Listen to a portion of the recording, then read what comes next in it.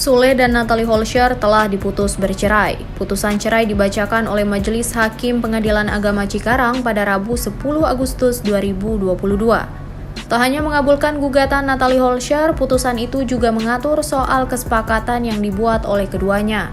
Salah satunya berkaitan dengan pembagian harta bersama. Menurut kuasa hukum Sule, Bahyuni Zaili, kliennya memberikan 2 unit mobil dan 1 rumah untuk Natalie. Kang Sule itu memberikan 1 mobil Alphard, 1 mobil Mazda, dan nafkah untuk Azam sebesar 25 juta rupiah per bulan, kata Bahyuni dikutip dari YouTube Intens Investigasi pada Rabu 10 Agustus 2022.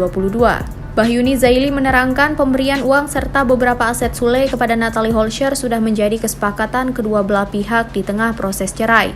Ditegaskan Bahyuni Zaili bahwa harta tersebut dimiliki oleh Sule dan Natalie selama menikah.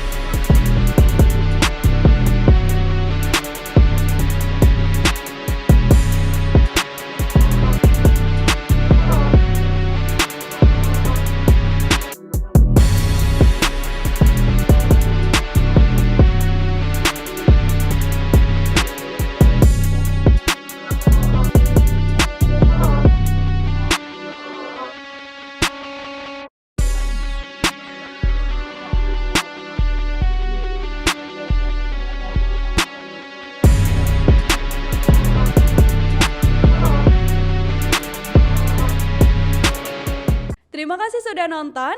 Jangan lupa like, subscribe, dan share ya.